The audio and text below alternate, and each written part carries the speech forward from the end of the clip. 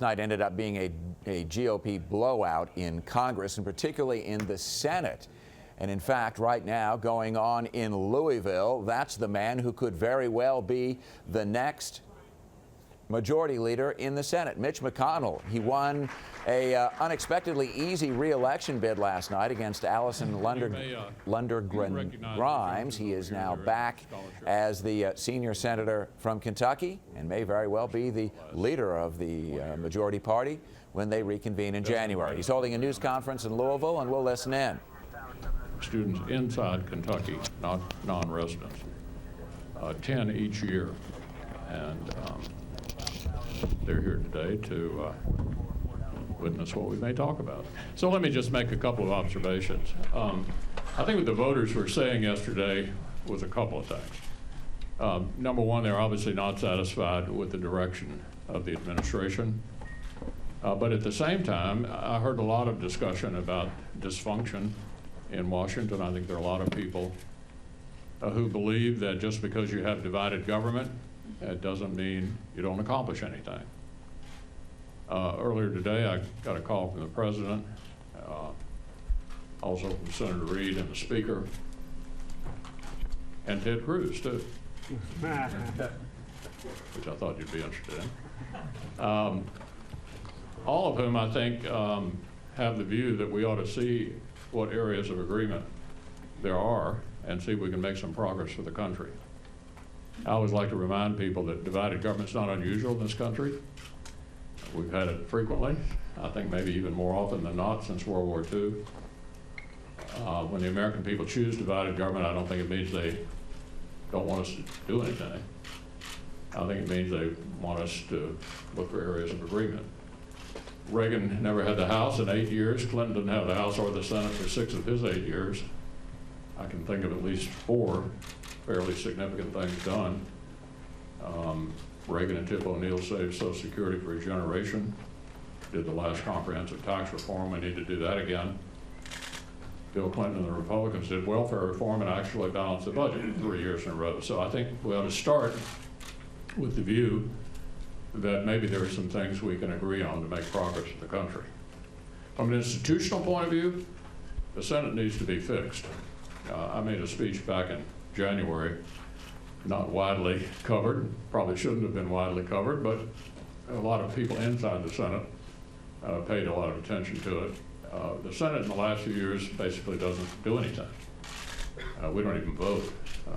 Senator Begich, who may have been defeated yesterday, had the handicap of trying to explain to the people of Alaska why in 6 years he hadn't had a roll call vote on the floor on an amendment. The first thing I need to do is to get the Senate back to normal. That means working more. I don't think we've had any votes on Friday in anybody's memory. It means opening the Senate up so that amendments are permitted on both sides. And it means occasionally burning the midnight oil in order to reach a conclusion. I can remember the way we used to get bills finished was for the majority leader to announce on Monday you were taking up a particular bill and you were going to finish it. Finish it Thursday night, Friday morning, or Saturday, but you have to mean it. And it's amazing what happened around midnight on Thursday. People who were very aggressive on Tuesday morning were awfully anxious to leave Friday morning, and amendments would go away and bills would pass. Another thing, it sounds astonishing to all of you, the committees need to be relevant again. If a bill comes out of committee on a bipartisan basis, then that means you've got both Democrats and Republicans who are interested in seeing it pass. So there's a bipartisan constituency for moving forward. Now, having said that, there are differences. And we will certainly be voting on things as well that we think the administration is not fond of. They seem to have had no interest, for example, in doing anything serious on the energy front. We haven't had an energy bill in 7 years. When you say energy these days, people think of the Keystone Pipeline, but that's only part of it. We need to embrace the energy revolution that's going on in our country, promote it. It's hugely advantageous to America. not only in the area of energy independence, but employment. I mean, the employment figures connected with Keystone are stunning if we would just get going. So there's certainly going to be areas of disagreement, but that's not unusual going back to the founding of the country. So with that, let me just throw it open and see, Nora.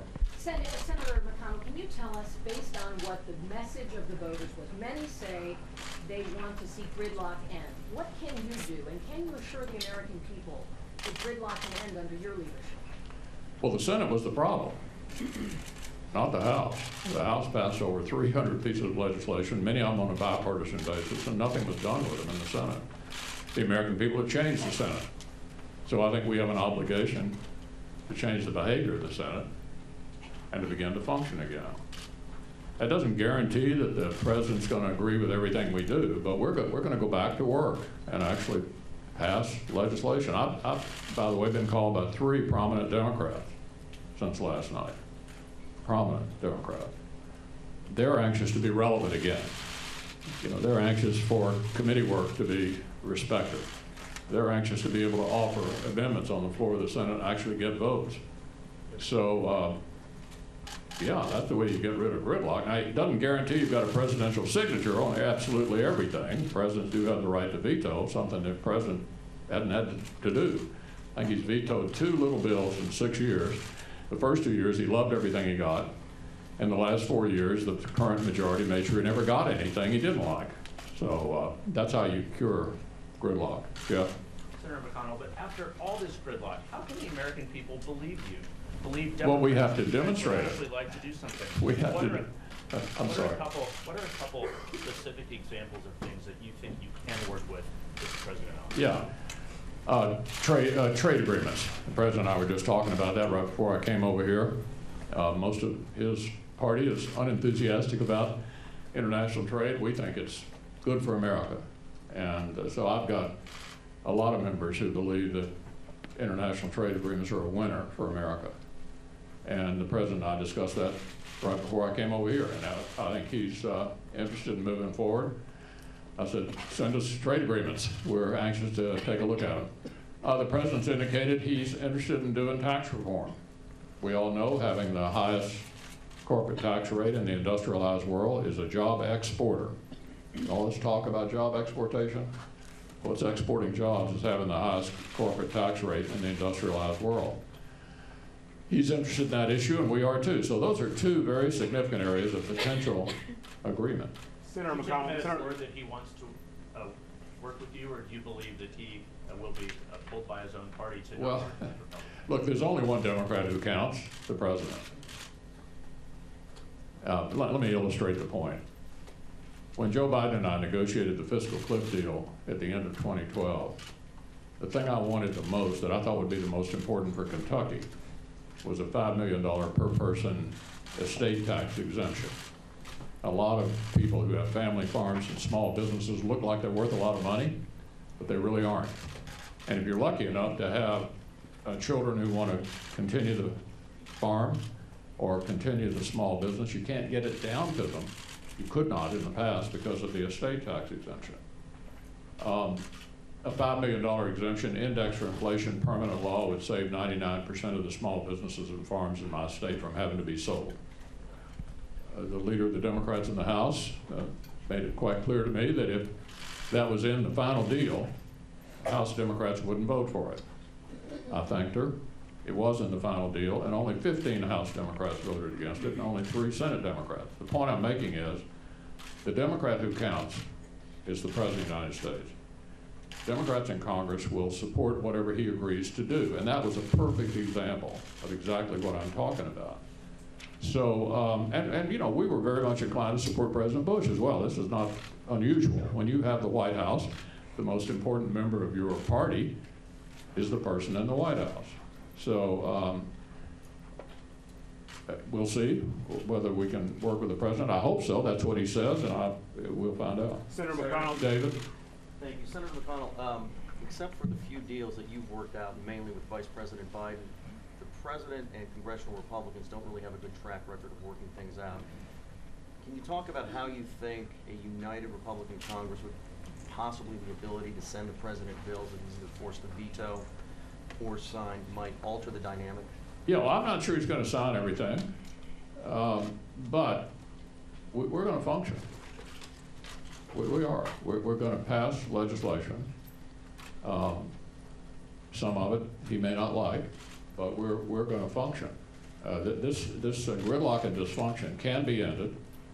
It can be ended by having a Senate that actually, excuse me, that actually works. Do you think you have a better opportunity for forcing negotiation with the White House that might be fruitful as opposed to the way it's been so far? Well, I mean, the veto pen is a pretty big thing. You know, the President of the United States can deliver the members of his party to vote for a deal that he makes, or he can veto legislation. He's a player. That's the way our system works. Senator Carl? Yesterday, as he was talking about you before you came out on stage for your victory speech, Senator Paul said that the Senate would be sending bill after bill to the president to repeal Obamacare until he, quote, wearies of it. Seeing as how that's probably one the president's likely to veto, what other powers of the purse tools can you use to reform or reduce or slow down the Affordable Care Act? Well, it's no secret that every one of my members thinks that Obamacare was a huge legislative mistake. It's fouled up the health insurance market, put states in a deep hole in terms of the Medicaid expansion and their own ability to finance it a few years from now. If I had the ability, Carl, obviously I'd get rid of it. Obviously, it's also true, he's still there. So we'll be discussing how to go forward on this issue when we get back. I will say this for sure. There are pieces of it that are deeply, deeply unpopular with the American people. The medical device tax, which has exported an enormous number of jobs. The loss of the 40-hour work week, big, big mistake. That ought to be restored. The individual mandate, people hate it. So I think we will be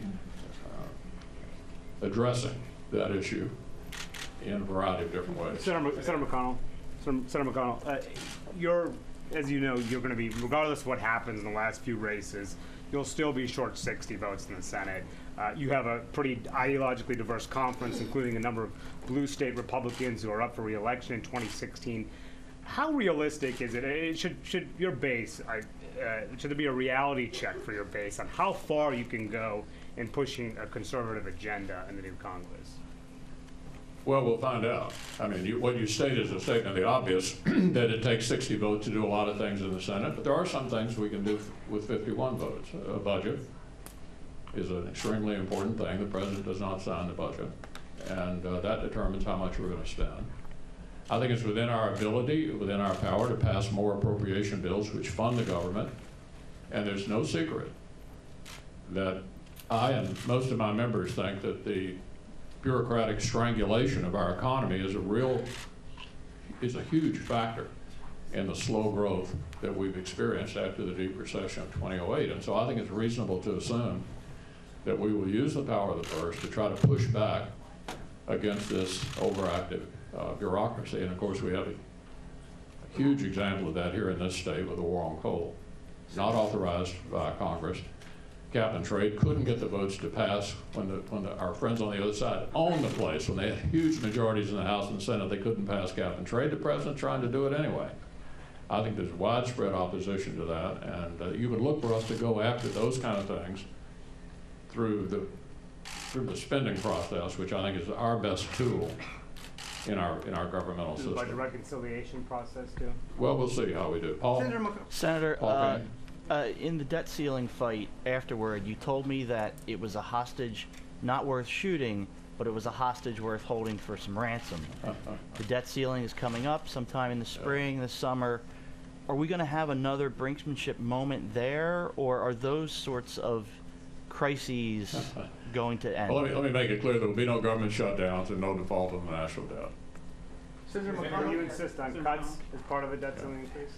One of the issues I don't believe you've mentioned is immigration, in terms of what might work with the president on. We expect that he will move forward with some sort of action on executive action in this area. What would the Republican response be, and would you seek to move a Republican immigration plan?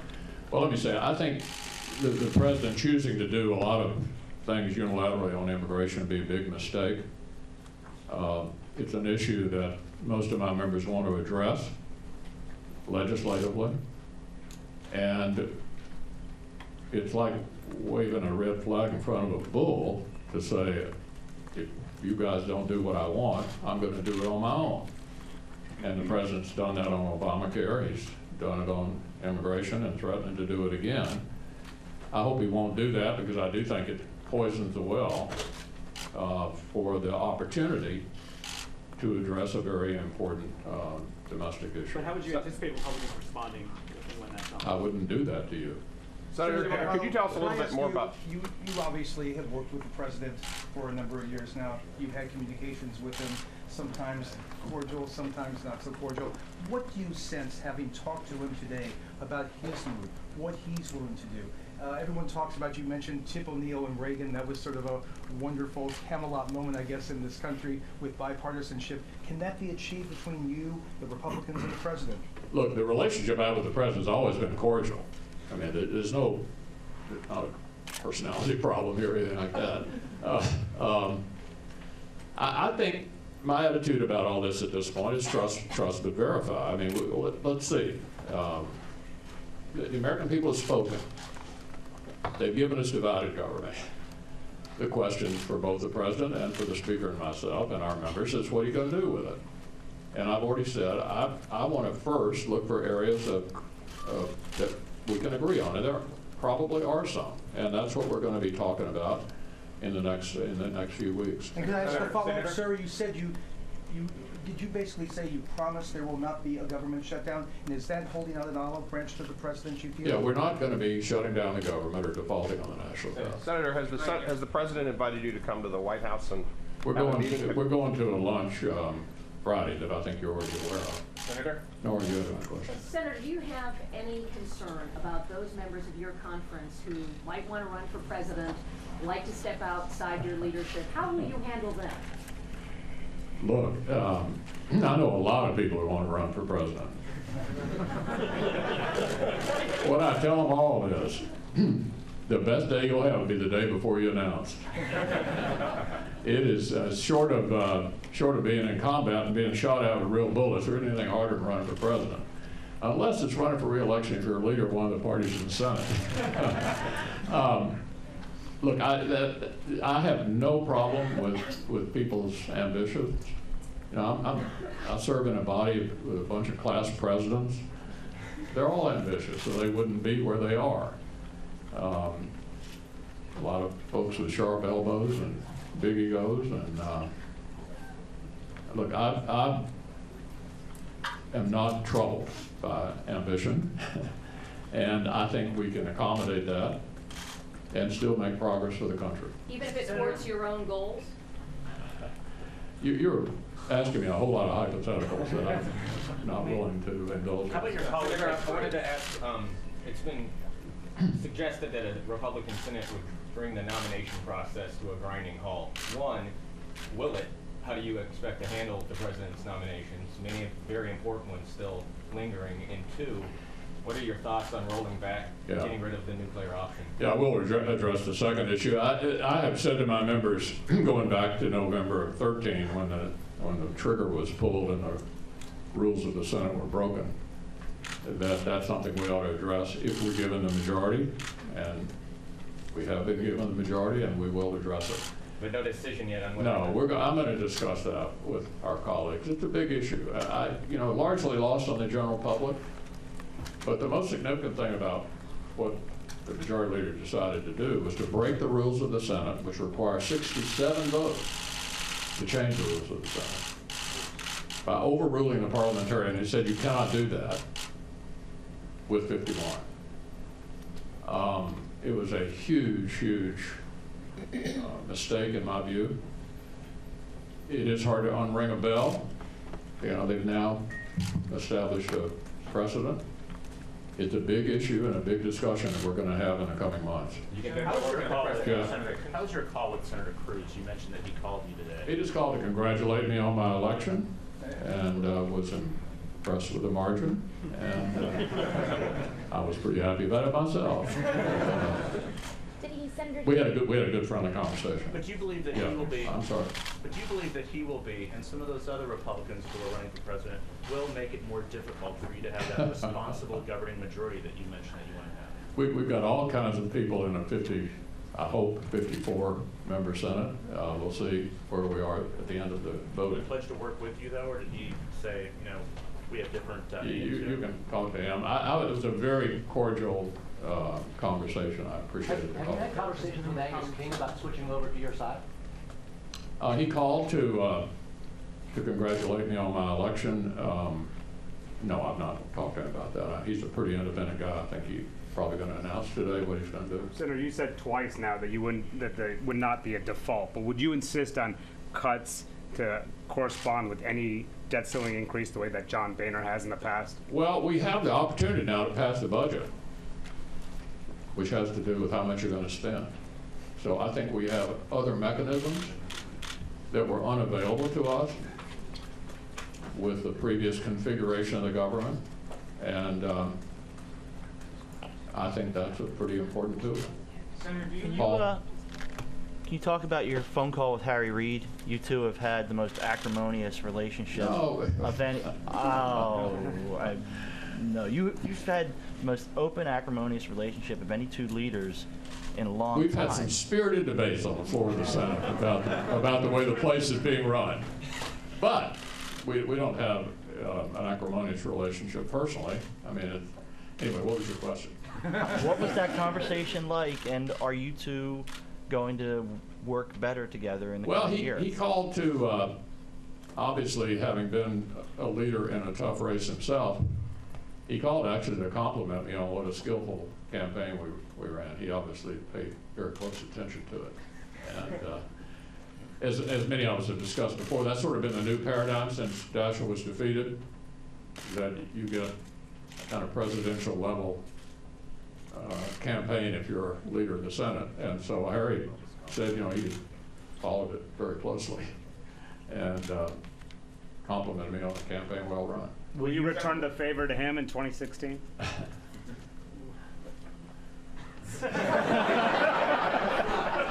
Look, I didn't get involved the last time he was up, and I don't intend to be involved this time. Senator, can you talk a little bit about foreign policy?